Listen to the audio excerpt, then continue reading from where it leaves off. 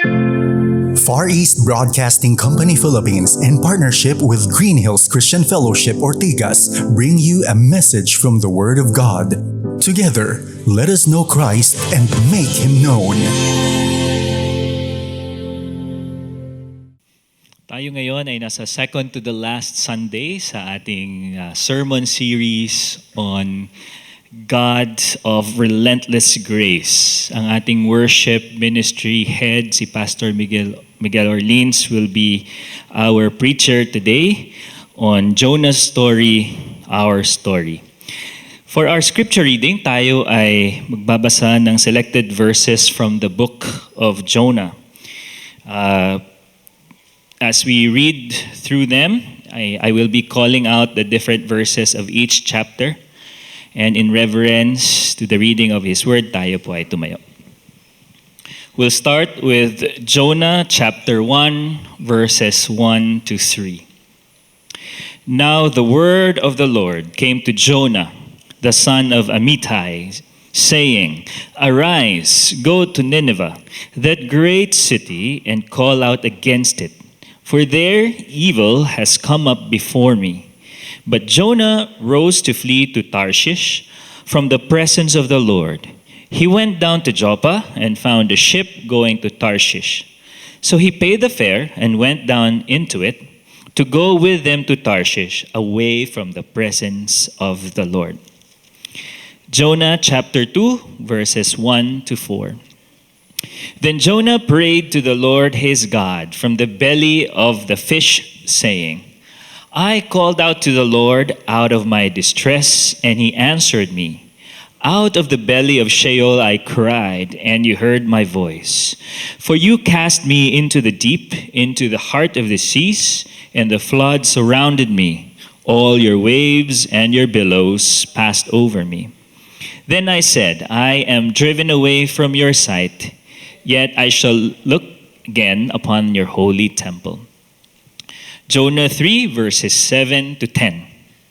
And he issued a proclamation and published through Nineveh, by the decree of the king and his nobles, let neither man nor beast, herd nor flock, taste anything. Let them not feed or drink water, but let man and beast be covered with sackcloth, and let them call out mightily to God. Let everyone turn from his evil way and from the violence that is in his hands. Who knows? God may turn and relent and turn from his fierce anger so that we may not perish. When God saw what they did, how they turned from their evil way, God relented of the disaster that he had said he would do to them, and he did not do it. Jonah chapter 4, verses 1 to 2, and we jump to 10 and 11. But it displeased Jonah exceedingly, and he was angry.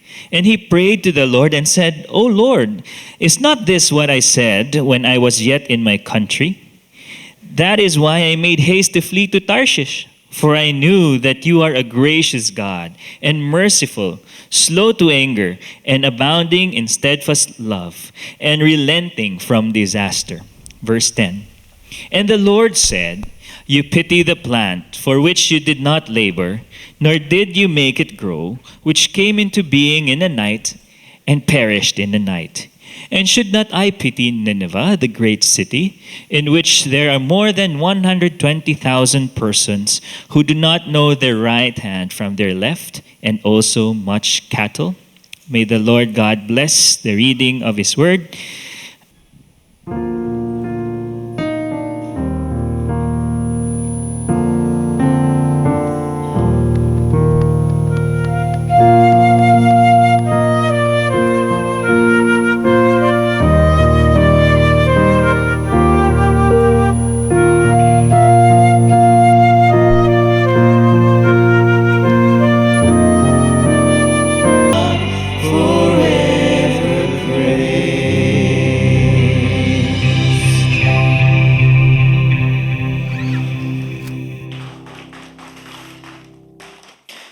Amen. Maraming salamat, music team. Welcome po uli sa ating mga bisita at magandang hapon po sa ating lahat. I'm Migs at ako po ang worship pastor ng GCF Ortigas. Early 90s pa lang ay dito na po ako nagsisimba. Buhay na po ako noon. Pero yung pagputi ng buhok ko, nagsimula po yan mga year 2000 na.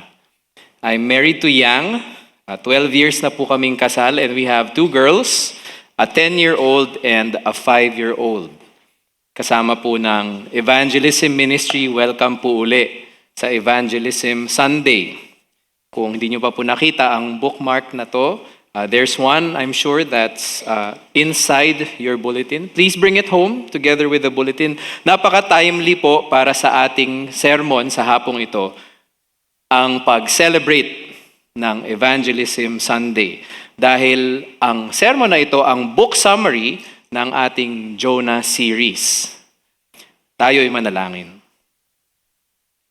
Aming Diyos, maraming salamat sa worship gathering na ito. Salamat po sa ginawa ng inyong anak na si Jesus Christ. Salamat po na dahil sa kanyang tagumpay, ay may freedom kami sa hapong ito na umawit, manalangin, magbigay, at pag-aral ng inyong salita. We ask that the Holy Spirit would enable us to renew our interest in studying your word. Para sa aming nasanay na sa kwento ni Jonah, please refresh our excitement for meeting with you. Para sa aming hindi pa masyadong kilala ang propetang ito, help us to learn new truths about you today. May our time in the Word truly be a time of worshiping you. Ito ang aming dalangin sa ngalan ni Jesus. Amen.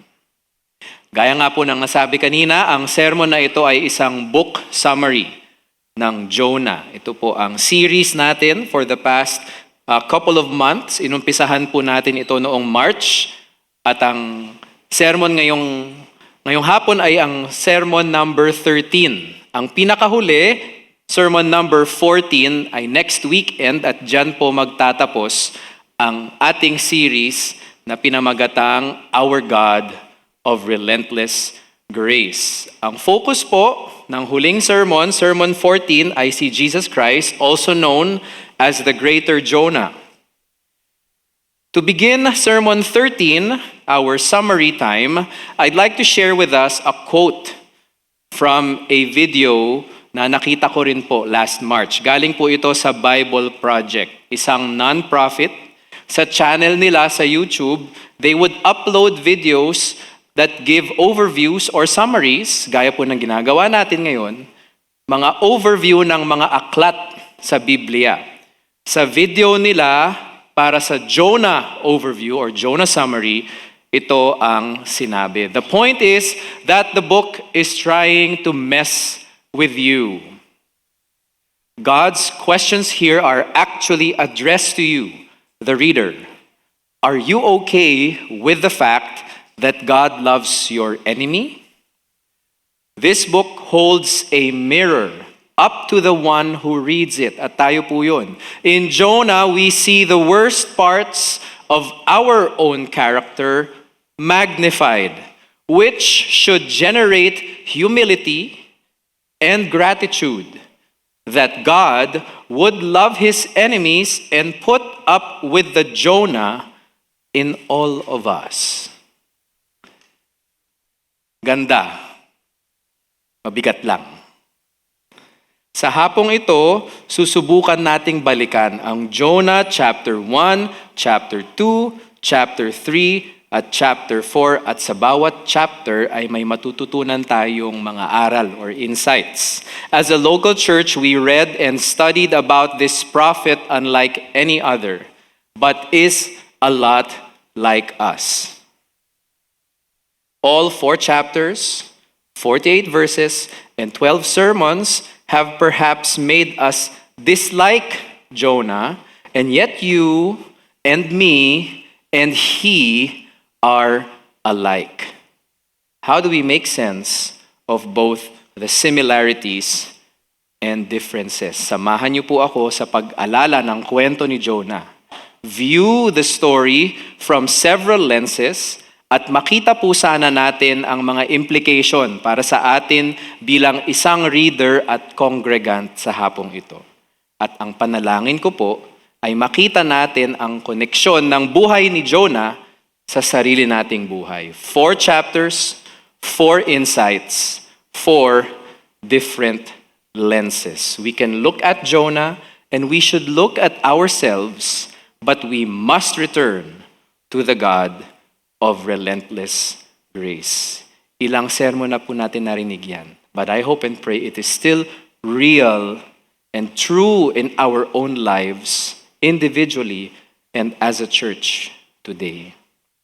Bakit po? Dahil ang kwento po ni Jonah ay ang kwento ng bawat mananampalataya. We were running from grace, then rescued by grace, and now called to share grace. Insight number 1, obey the God that Jonah disobeyed. Obey the God that Jonah disobeyed. Chapter 1, verses 1 to 3. Now the word of the Lord came to Jonah, the son of Amittai, saying, Arise, go to Nineveh, that great city, and call out against it, for their evil has come up before me. Ito ang ginawa ni Jonah. Jonah rose to flee to Tarshish from the presence of the Lord. He went down to Joppa and found a ship going to Tarshish. He paid the fare, went down to it to go with them to Tarshish, away from the presence of the Lord. We revisit this from the lenses of what he should have done from the very beginning. Dapat sa umpisa pa lang, nakinig na siya sa Diyos at ginawa ang utos ng Panginoon. At siguro po, agree tayong lahat dyan. Bilang reader at congregant sa hapong ito, Jonah should have followed God's instructions. Simple lang. We might end up disliking him more, but let's retrace the steps. Balikan po natin yung mga ginawa ni Jonah para mas lumayo talaga siya kay Yahweh. Verse 2, Arise, go to Nineveh, utos ni Yahweh, that great city, and call out against it.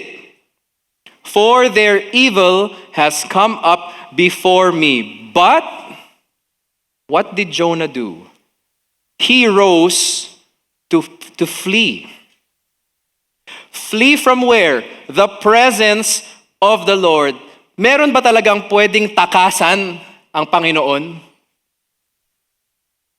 Is there anyone who can really flee from God's presence, is what I'm trying to say. Where shall I go from your spirit? The psalmist said in Psalm 139. Or where shall I flee from your presence? If I ascend to heaven, you are there. If I make my bed in Sheol, you are there. Ironically, ang Sheol ginamit din ni Jonah sa chapter 2 during his prayer, but we're not there yet. Nasa chapter 1 pa lang po tayo. If I take the wings of the morning and dwell in the uttermost parts of the sea, even there your hand shall lead me, and your right hand shall hold me. Verses 7 to 10. Tandaan po natin, propeta po siya. Matigas ang ulo, pero propeta. A prophet, just the same. Decisive and direct. Jonah was, as if to say, I will run away from you, Lord, to escape your presence. Pero hindi pa po siya tapos.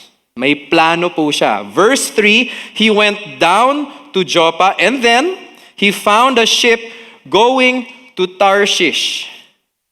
Sino po dito ang naranasan ng lumayas? Don't raise your hand. Huwag niyo nang aminin. O nakapikit tapos.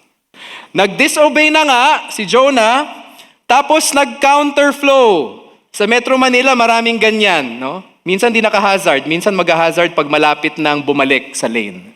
Minsan may mga pylon na malalaki, minsan maliit. Minsan bumubusi na lang. Nag-counterflow at gumastos pa ng pamasahe palayo.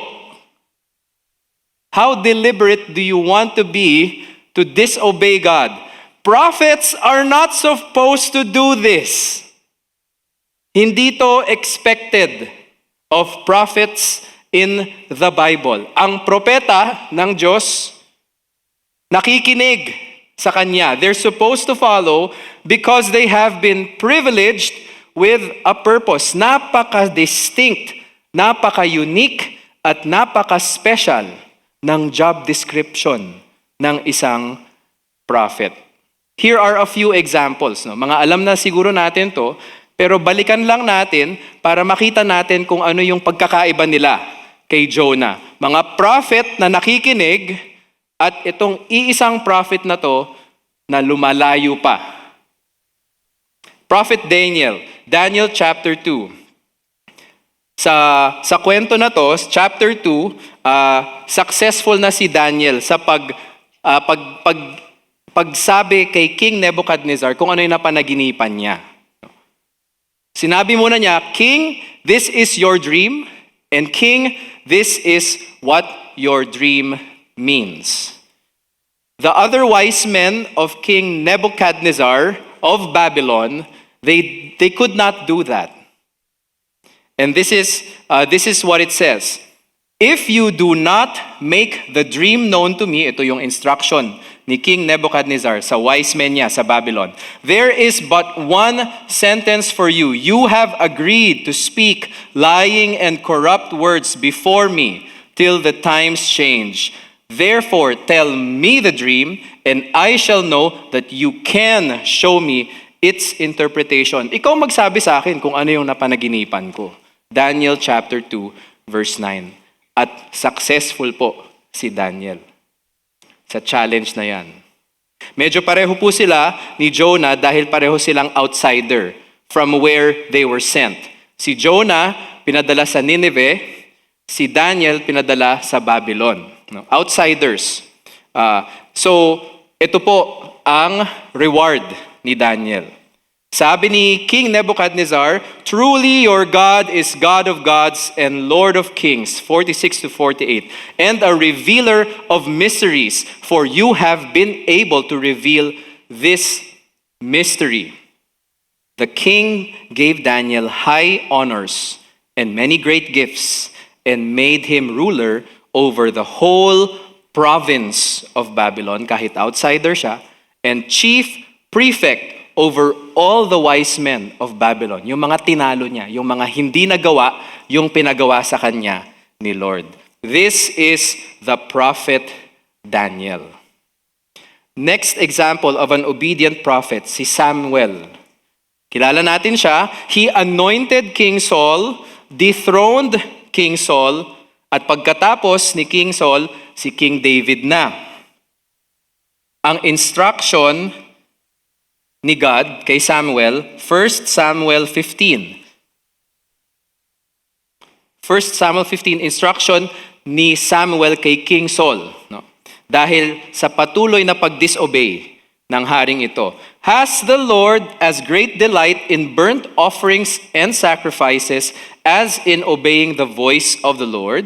Behold, to obey is better than sacrifice, and to listen than the fat of rams. For rebellion is as the sin of divination, and presumption is as iniquity and idolatry.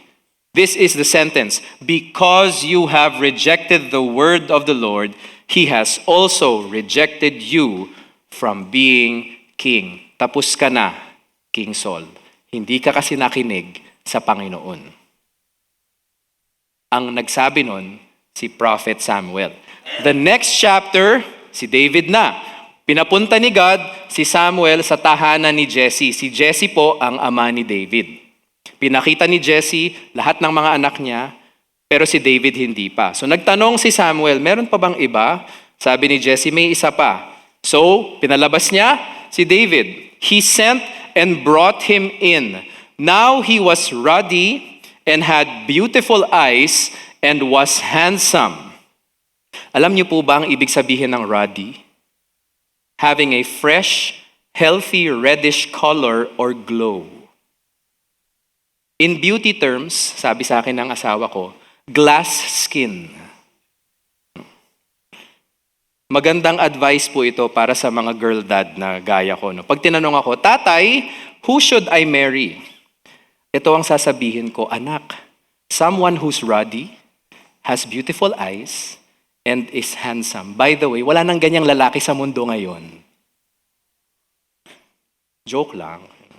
Pag namanhikan, ang sasabihin ko, are you ready to spend the rest of your life with my daughter? Balik na tayo kay Samuel. And the Lord said, arise, anoint him, for this is he. Then Samuel took the horn of oil and anointed him in the midst of his brothers, and the Spirit of the Lord rushed upon David from that day forward. And Samuel rose up and went to Ramah. End of job description. Last example, ito mas matindi. The prophet Nathan. Si Nathan ang sumunod kay Samuel. Si Nathan ang nag-rebuke kay David. Si Nathan ang nagsabi kay David, ito yung mali mo. At dahil sa kasalanan mong yan, ito ang mangyayari sa'yo. This is what he said. Thus says the Lord, the God of Israel, I anointed you king over Israel. I delivered you out of the hand of Saul, and I gave you your master's house, your master's wives, and gave you the house of Israel and of Judah. And if this were too little, I would add to you as much more. Why have you despised the word of the Lord to do what is evil in his sight? Wala naman si Nathan nung nangyari yung mga kalokohan ni David. But he told David everything that David did. You have struck down Uriah the Hittite with the sword, and have taken his wife to be your wife, and have killed him with the sword of the Ammonites.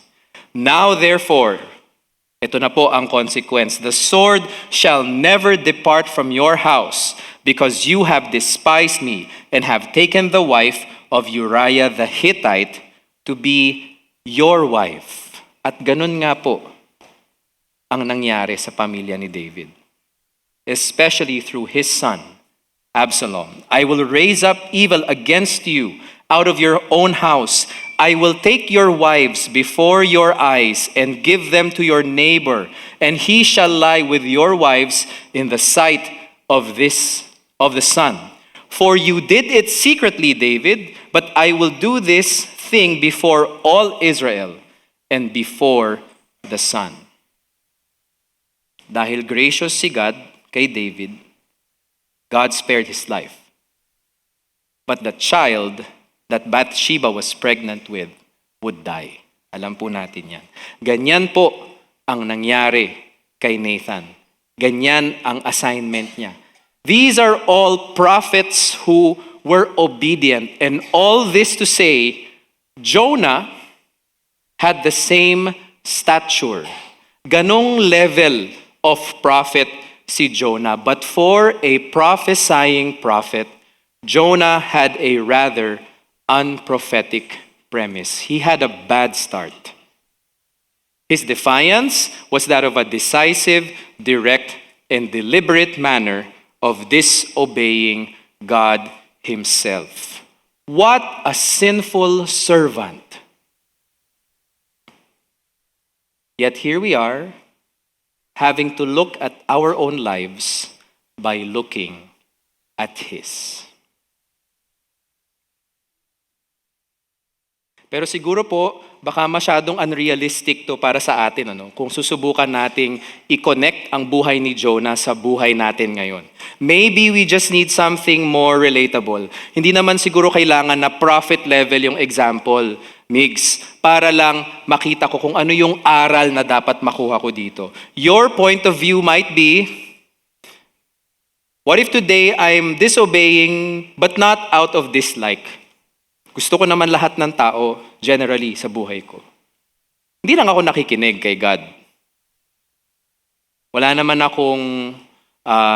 naman ako hater of anyone. Not a person, not a group, not a race. Some obediences are just really hard. Mas madali lang talagang suwayin na lang ang Panginoon. I see a tangible way forward if I don't do what God says. May assurance ako. Ito yung mangyayari sa akin at peace ako dyan. Ako at peace. Pag hindi ko sinunod si Lord at pag ito yung ginawa ko. Kasi in the dark ako pag sinunod ko siya. May mga bagay na hindi ko na makikita, hindi ko na mape-predict, hindi ko na makokontrol pag sinunod ko siya. Kaya hindi na lang, magko-compromise na lang ako. Maybe one of those or all of those is where we are at today. Or, mas extreme pa, yung disobedience kasi ni Jonah, that's a means to an end. Total, malapit nang matapos yung series natin, Justify, let's justify. Would the sailors on the ship still encounter the Lord if Jonah never went to them? Baka hindi na nila ma-meet si God at all kung hindi sila pinuntahan ni Jonah when he chose to disobey. Would God still cause a storm to happen if he was already on board a ship to Nineveh? Kung dumiretso na siya, mangyayari pa ba yung storm? Tapos biglang titigil? Yun bang obedience ni Jonah na pupuntahan pa lang natin sa chapter 2, na mangyayari rin sa chapter 3, na biglang mawawala sa chapter 4? Yung obedience na yon, genuine, authentic, complete? Would that still happen? Would he be the same obedient Jonah if he was not swallowed by the big fish?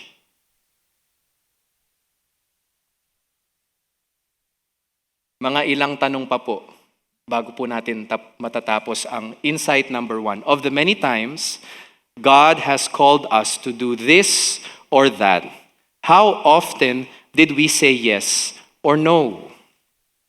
Which had peaceful outcomes and which did not? I am the Lord. Ang sabi naman po ni Prophet Isaiah, and besides me there is no Savior. I declared and saved and proclaimed when there was no strange God among you, and you are my witnesses, declares the Lord, and I am God. Let God, simply being God, be reason enough for us to obey. Makikita po natin sa screen a few lines of the last song that we sang, which for me are the hardest to really sing from the heart. Christ, our wisdom, we are humbled when you hide your ways from us. Help us trust when we grow weary. Free us from our anxious thoughts and give us grace to see more clearly, for you are God and we are not. Obey the God that Jonah disobeyed. Insight number 1. Number 2, pray the prayer that Jonah prayed. Sa chapter 2 naman po, ang makikita nating pag-flee ni Jonah ay yung admirable na pag-flee. Running away from rebellion and running towards rescue. Earlier we said he was decisive, direct, and deliberate in his defiance and disobedience. This time, we are able to revisit this chapter from the lenses of what was ideal for a prophet. One who respects, listens, submits, and surrenders to the Lord. He was respectful, the first description. Verse 1 and 2, Jonah prayed to the Lord his God, out of my distress, I called to the Lord. Pag ginugol nyo po ang salitang respect, may separation po yan. May makikita tayong separation between the giver of the respect, yung nagbibigay ng respeto, and the receiver, yung tumatanggap ng respeto. The one who is respecting and the one who is respected. Disobedient Jonah, thrown into the sea, swallowed by the fish, has now become the shower of the respect that is due the recipient of the respect. Jonah, I'm not God. I'm praying to you, Lord, my God. Finally, ginagalang na niya si Yahweh, and he did not stop there. Humingi pa siya ng tulong. I, Jonah, not God, am praying to you, Lord, my God, and out of my distress, I am calling out to you. Saklolo, Lord. Respect. Ideal for a prophet. Pangalawa po, he listened. Verse 3.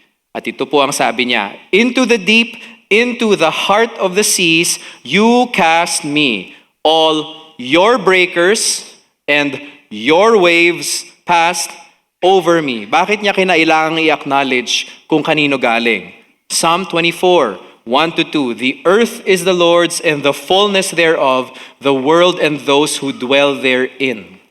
For he has founded it upon the seas and established it upon the rivers. When we say listening, may acknowledgement po that there's someone else who is communicating something to you. Tinatanggap mo lang yung message. At may nakikipag-usap sa'yo. Someone is giving you a message, the message, all these messages, and being that person who receives it, ang kailangan mong gawin ay makinig. The messages that God sent to Jonah, the storm while he was still on the boat, the drowning once he was thrown from the boat, ang pag-appoint ng great fish to swallow him while drowning, and then miraculously staying alive for 3 days and 3 nights in the belly of the appointed great fish. Lahat yan, hindi pa yan tinatanggap ni Jonah, hindi pa niya pinakikinggan kung ano yung gustong sabihin ni Lord sa kanya. Sa chapter 1. Pero sa chapter 2, makikita natin sa prayer niya na nakikinig na siya. You made this happen, Lord, as if to say, you brought these to me. I hear you. I get it now. Listening. Ideal also for a prophet. Pagkatapos po, submission and surrender. Pagsasamahin natin po ito. Pagsasamahin po natin to because they go hand in hand. Then I said, verse 4, I am driven away from your sight, yet I shall again look upon your holy temple. While listening teaches one to pause, submission and surrender teach posture. And Jonah's posture here was admirable. He recognized that what he did was not acceptable in God's sight, and so he had to be driven away, as he said. And from that same posture, he also realized he needed to be acceptable in God's sight again. Pwede kasing dito na lang ako, driven away and that's it. Next time na lang. Pero na-realize po niya, kailangan niyang maging katanggap-tanggap uli sa Panginoon. Psalm 27:4, one thing have I asked of the Lord, that I will seek after, that I may dwell in the house of the Lord all the days of my life, to gaze upon the beauty of the Lord and to inquire in His temple. 3 days and 3 nights of his life, nakita ni Jonah ang dumi sa buhay niya. How unholy he was. At nakita niya ang pagiging banal ng Panginoon. The holiness of the Almighty. Why is it critical to take a closer look at verse 4? Dito po kasi natin makikita ang turning point na nangyari po sa buhay ni Jonah. He takes action in verse 9. He remembers the Lord in verse 7. But before that, he was finally on the right track. Because he went from fleeing from God's presence to fleeing to God's presence. And another psalm declares this, for a day in your courts is better than 1,000 elsewhere. I would rather be a doorkeeper in the house of my God than dwell in the tents of wickedness. Jonah was now choosing to do the right thing. Paano po? He was respecting, listening, submitting, and surrendering. Lahat po yan ideal for a prophet. All exemplified by Jonah. And he was at his best when he was in the center of God's will, inwardly and outwardly. Ironically, he was in his most rested state while his life was literally at stake, in the belly of the fish, but in the center of God's will. Siguro kanina, ayaw na natin siya. Siguro ngayon, gusto na natin siya. But the deeper irony here is, like the obedient prophets, we too have been privileged for a purpose. Mahirap din ang buhay ng isang mananampalataya, but a purposeful one just the same. Understood to have a turning point of our own. If, like Jonah, we also look again to the Lord. Babalikan ko lang po ang binasa natin nung umpisa. Do we hold up that mirror and make Jonah's prayer our own? In the same way that preachers in Scripture are expected to be godly, do we expect it of ourselves as professing believers? Has our study brought us more to ourselves and the lessons for us? Or tumigil na tayo kay Jonah? Para kay Jonah lang yun, hindi yun para sa akin. Do we have a problem with these four? Hirap ba tayong mag-respect, makinig, mag-submit at mag-surrender kay Lord? Siguro pagdating sa respecting at listening, madali. Si God yan eh. Siyempre gagalangin ko yan. Pakikinggan ko yan.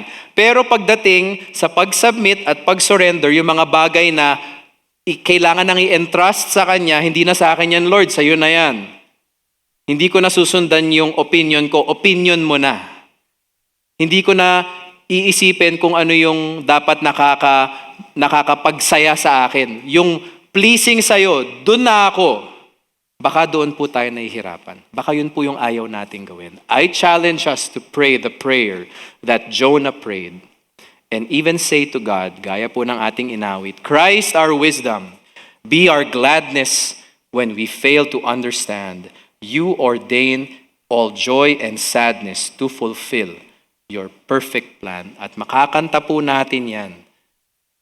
Dahil gaya po ni Jonah, we were running from grace, then rescued by grace, and now called to share grace. Number 3, share the message that Jonah shared. Jonah chapter 3. Share the message that Jonah shared.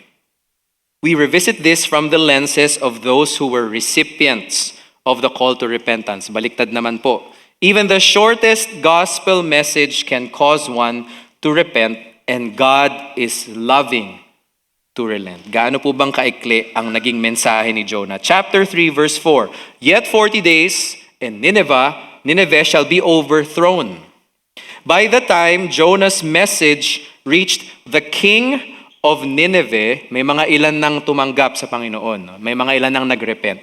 Pero nung umabot na kay Jonah, the rest of Nineveh believed. The impact became more widespread. There was an immediate reaction to turn away from sin and from him and all of Nineveh.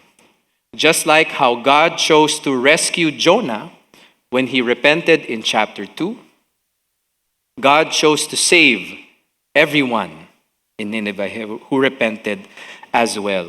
When God saw what they did, verse 10, how they turned from their evil way, God relented of the disaster that he had said he would do to them, and he did not do it. Isa lang po ang kinailangang maniwala. May mga nauna, but with this one person who heard that one message, the rest of the city repented. This is very similar to the encounter of Jesus Christ with the woman at the well. Sa New Testament, John chapter 4. Siguro po, kabisado na natin ang kwentong ito. Pero balikan lang po natin, even with just a few verses. Jesus Christ tired from walking, sat by the well, needed a drink, and asked the woman who came, hindi niya kilala yung babaeng yon, give me a drink. The apostles were not there. They went to get food somewhere. Verse 9, ito po ang tanong sa kanya, ni woman from Samaria. How is it that you, a Jew, ask for a drink from me, a woman of Samaria? Bakit po ito controversial? Or bakit siya nagtaka? Kita po yan. Nakikita po natin yan sa verse 9. For Jews have no dealings with Samaritans. Jesus continues. He takes the conversation deeper from drinking water, give me a drink, to living water. At ito ang sinabi niya, you are right in saying, I have no husband. Verse 17, for you have had 5, and the one you now have is not your husband. Hanggang sa matapos po ang kwentong ito, hindi na natin nalaman kung ano yung pangalan ng Samaritan woman na ito. But Jesus is focused and he defines for this woman, explains what worship really means. The hour is coming and is now here. Verse 23, when the true worshipers will worship the Father in spirit and truth, for the Father is seeking such people to worship him. God is spirit, and those who worship him must worship in spirit and truth. Si Miss Samaria, sabi niya, I know that Messiah is coming, he who is called Christ. When he comes, he will tell us all things. At ito na po ang reveal ng Panginoon. I who speak to you am he. Ano po ang ginawa ng Samaritan woman? Verses 28 to 30.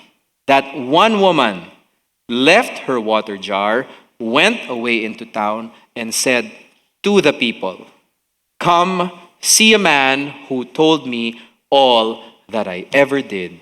Can this be the Christ? They went out of the town and were coming to him. Jonah, one message, very short, heard by the king of Nineveh, and the rest of Nineveh repented. Jesus Christ, one message about drinking water and then living water, sends that message to this one Samaritan woman. And that woman goes to the town, and everyone else who heard her started coming to the promised Messiah. One message only, one person only, great impact. Today, for us with the lenses of those who are called to evangelize, we have been told to start with just one. Isa lang po. Simpleng direction lang, simpleng instruction lang, but very profound. Share the one by starting with one. Mga ilang application pa po para sa atin. Salamat po ulit sa Evangelism Ministry for Evangelism Sunday. We'd like to show these and invite you to it. First, Wednesdays, 5 p.m., we open our doors and reach out to the Ortigas community. And then at 6:30, after the time of free coffee, konting kwentuhan, gospel sharing kung may opportunity, in the chapel at 6:30, we hold the Ortigas Community Worship, open to all who work and live around the Ortigas Center. Pangalawa po, if you feel you are not yet equipped or confident in gospel sharing, sign up po tayo for our evangelism training workshops. This is one of them, witnessing as a way of life. Please bring home those bookmarks. Share the one. Start with one. Does our church life and church work point to the one? Are we able to send a message that one can understand? Sa dami po natin dito sa GCF, sa laki po natin bilang isang iglesia, ganun po bang kalinaw yung mensahe natin na ang nakikita ng bawat recipient, bawat listener, that one person who is Jesus Christ? And with the bigness of our message, are we able to help one understand this message? Share the one, start with one. May we embrace this individually and communally. Dahil sabi nga po sa kinanta natin kanina, Christ, our wisdom, we adore you for the beauty of the cross. Help us sing the endless mercies of your humble heart to save. Share the message that Jonah shared. Fourth and last, honor the God that Jonah didn't. Balik na po tayo. Let's flip those lenses around again. We revisit this from our own lenses. Who would disagree with Jonah and agree with the Lord? To have the same compassion as God has for the lost, to hope for the same redemption for others, and believe that others will be saved just like you and me. Sadly, ayaw na uli natin kay Jonah kasi galit na uli siya kay Lord.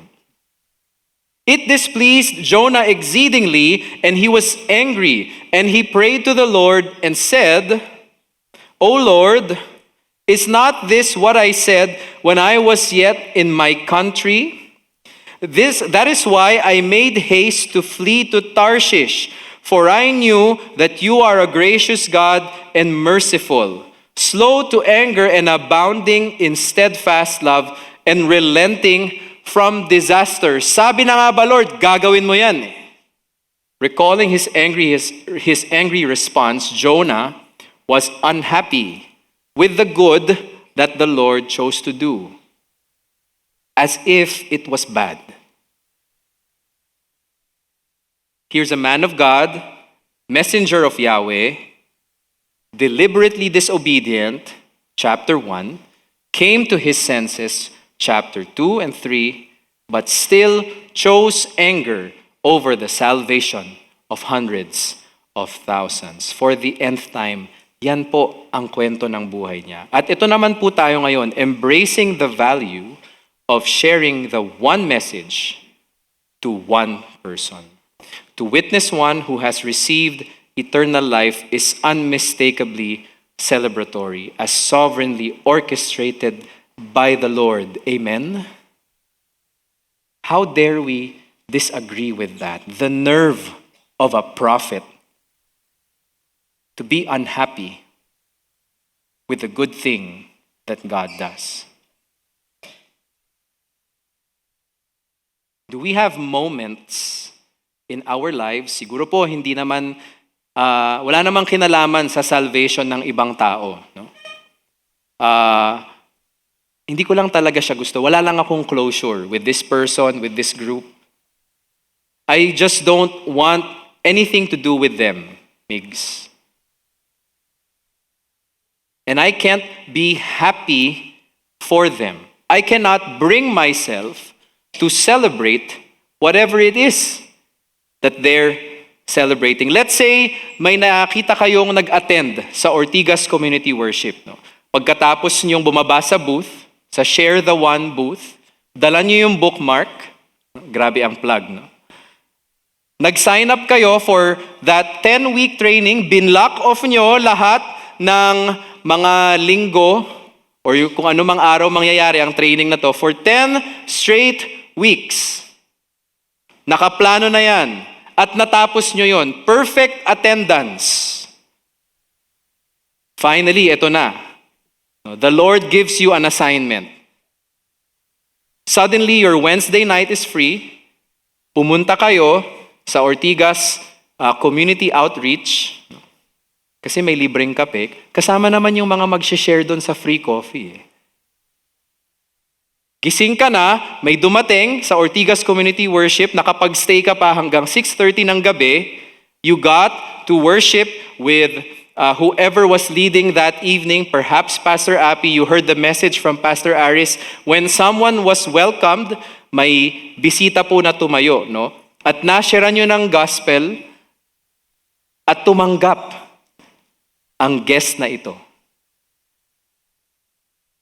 And you share it with your GG. This person attends FHOP or Family Hour of Prayer. Sa Thanksgiving portion, nag-type siya, Praise God, I am now a child of the Lord. Prayer request, please pray for me as I do what I can and as I ask help from the church to help me in my growth.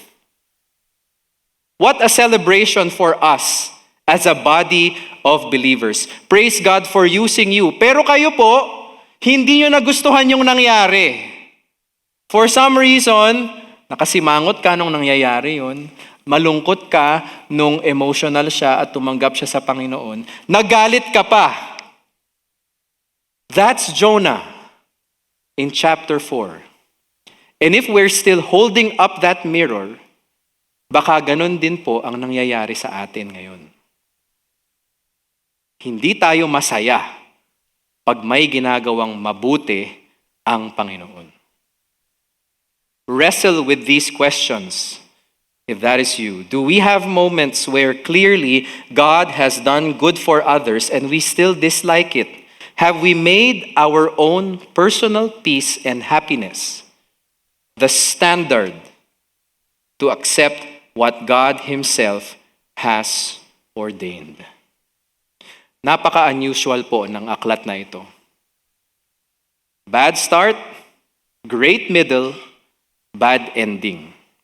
At ano po ba ang dapat take away natin? Bilang pagtatapos, among all in this story, it has become obvious that Jonah needed God's grace the most. Providentially, we today are also in most need of God's grace.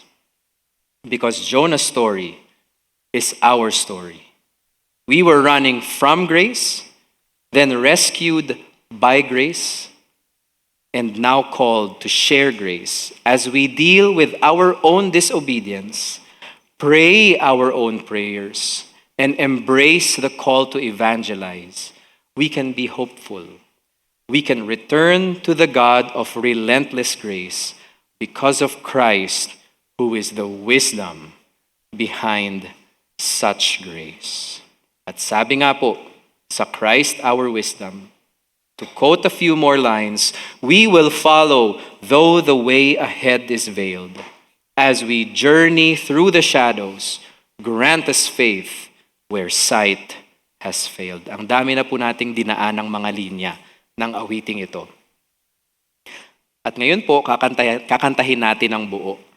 Habang kinakanta natin ang mga stanza at mga chorus, at kahit natapos na ang ating worship service, pag di na po tayo magkakasama, I hope it pushes us to remember the insights that we unpacked.